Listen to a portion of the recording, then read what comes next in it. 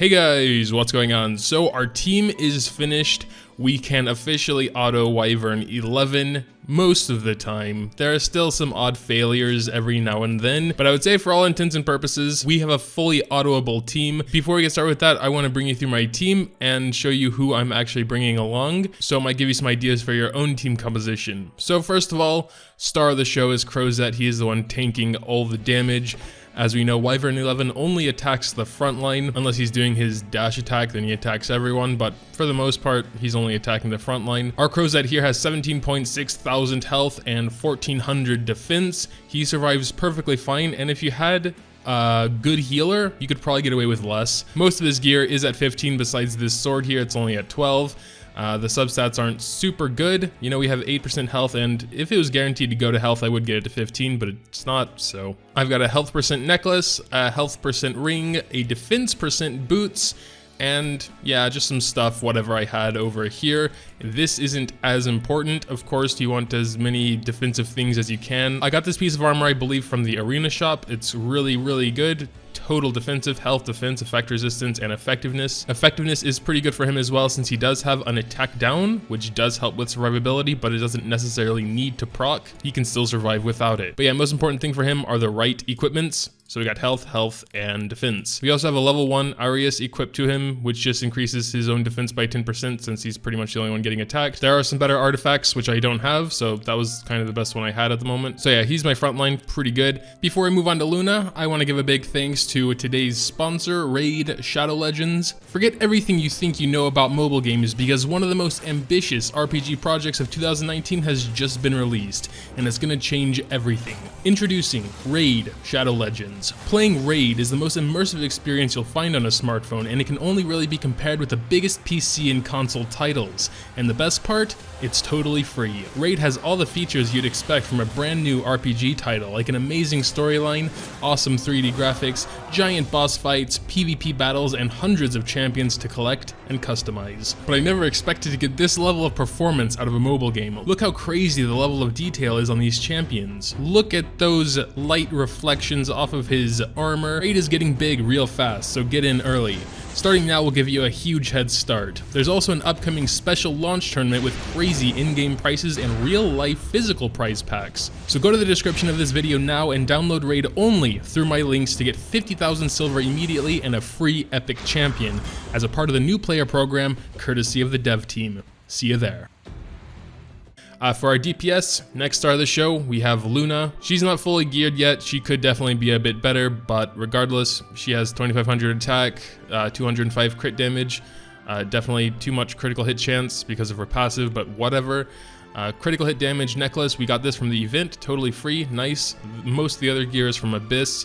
The sword, helmet, chest, and ring. Attack percent, all from Abyss. And these speed boots, I may have gotten those from Wyvern itself. For the artifact, we have Daydream Joker, by far the best 3-star artifact in the game, especially for Wyvern 11. 2.7% of enemies' max health as extra damage.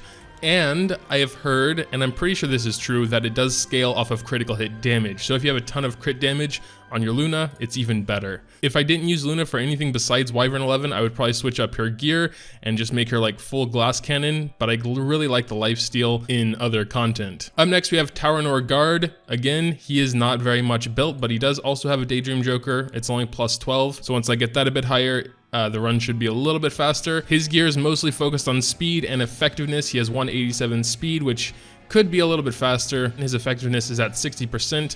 I believe once you get above 55%, you're fine since he has elemental advantage, and that should always proc as long as his defense down does proc. So I only have him plus 2 on his defense down. Plus 4 is preferred. But if your runs are going okay like mine are, I don't see the need to invest into plus 4. It definitely would make my runs more consistent and most likely faster.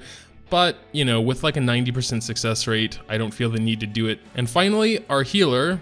It's not Dustina, but it's Mascot Hazel. Now I know she is not water, but it's actually working out pretty fine. She just kind of has the random gear I threw on her. I haven't messed with that too much. It's not really that great, but hey, it works. The Rod of Amaryllis really makes her shine as an actual healer. She has 2 very low cooldown healing skills, or rather non-attack skills. They both do heal, just not very much without the Rod of Amaryllis. So if you don't have the Rod of Amaryllis, you might need a different healer. In fact, you most likely will need a different healer. Angelica would be awesome, and if I did have Angelica, even with the Rod of Amaryllis, I probably would use her instead. And if you don't have the Rod of Amaryllis or Angelica, well then, Aether. I don't believe she needs to be geared up very much. I've seen Wyvern 11 teams with a level 40 Aether, as a matter of fact, so it can work out like that. But I really like Hazel also because she gives an attack up besides the healing. So, I don't know. I would try Angelica, but I may go back to Hazel anyway, because I do like that attack up. As for skill enhances, Crozet has absolutely 0. Getting his first skill up to +3 would be nice, but again, I don't find it super necessary. Luna has tons of skill ups, as she is kind of like my main DPS for a lot of content. +4 on her ult, +5 on her passive, and +2 on her basic attack. Tyrannor Guard, we already saw, just has the +2 on his basic attack. And Hazel has a few skill ups, the most important one being the 1 turn cooldown on her 3rd skill. And I'm not really sure why I raised the other 2. But that was before I was going for Wyvern 11, so I don't think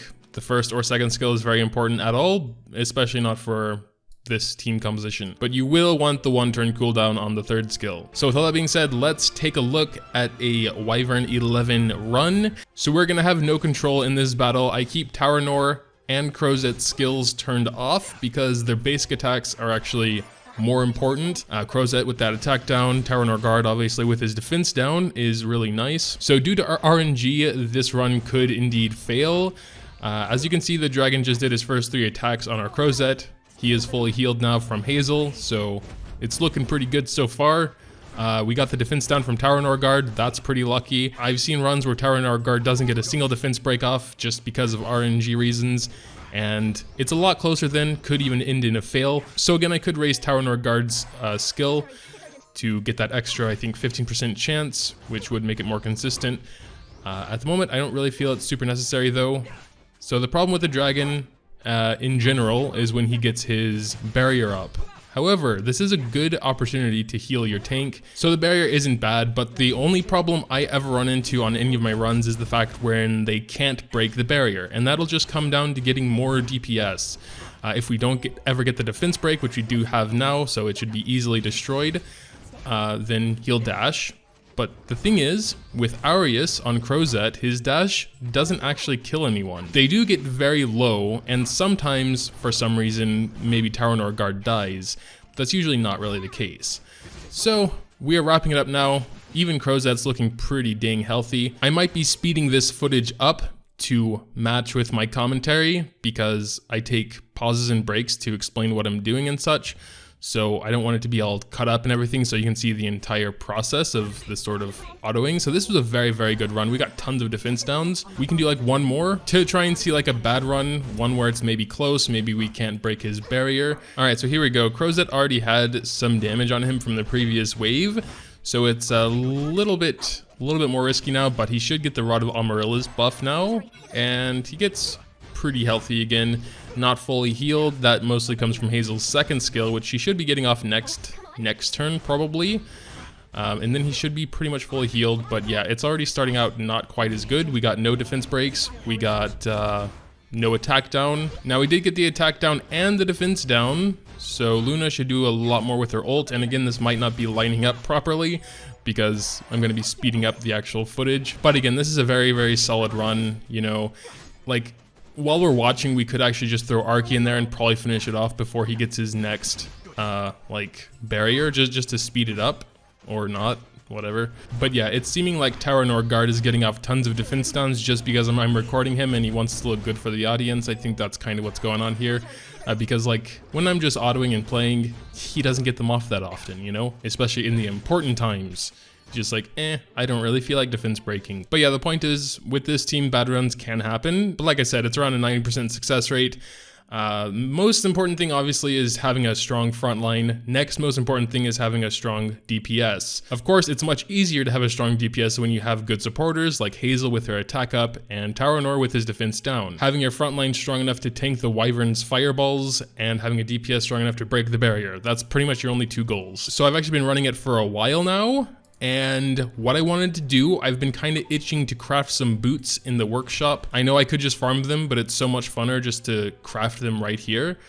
And I really need some more speed boots. That's really what I'm looking for. So speed boots with speed as the substat. Yeah, it's really expensive at 70k per boot, but they're guaranteed 85. I think probably a higher chance for epic grade than on just running Wyvern. And then, you know, most of the time it's not even 85s, and most of the time it's not boots. So yeah, if you really want some good boots, I mean, we're not really getting any good boots, unfortunately, but you know, we could, ooh, okay, those aren't super bad, but still not very good. Ooh, now those aren't bad. I mean, effectiveness, defense percent could be decent for a tank, but I mean, they do have crit chance and crit damage, so not, okay, they're not that great, but I mean, epic 85s, you know, it doesn't take much to make them good, I think. Speed and health, not bad for like a healer probs. Crit set, attack percent, again, not bad, but like, okay, well, those are horrible. Come on, man. Well, we got the speed, but like effectiveness, and they're blue. I want at least purple. Come on. Flat attack, flat health. One good boot, please, one good boot. We're almost out of the stuff. Flat health, come on, one good boot. Speed, but they're blue. I mean, I know that's like not bad. Flat defense. Oh, we're out. All right, well, that's unfortunate. Not gonna waste gold on 70s because, yeah. I think we did get like one good piece of gear from all the farming we were doing on Wyvern 11. So it's not really that rewarding, but it's your only chance to farm good gear. I mean, there is some good gear in raid as well, but that's pretty hard. And I think it caps out at like 67 for normal raid. I think it goes up to like 88 on hell, but still, I know I can't do any hell raid bosses. But yeah, I guess that'll pretty much do it for today's video. That's my team. There you could see some auto runs, cool beans for everyone. I'm sure there are tons of different team compositions you could auto with. It's just going to be a lot easier if they're all water, and 3 of these 4 units I'm using are completely free to play. Tower Guard's a 3-star. You should have a ton of him if you've been summoning at all. Luna, while not free, was guaranteed. I don't count her as one of the free ones. Crozet was from Connections, and Hazel also from Connections, and yeah. She does take a bit more work to get up and running though, because you do need the specialty change. But if you have any thoughts, you can drop them down in the comments below. Any concerns, any questions, whatever. Leaving a like if you happen to enjoy is always greatly appreciated as well. Thanks, as always, for watching, and until next time.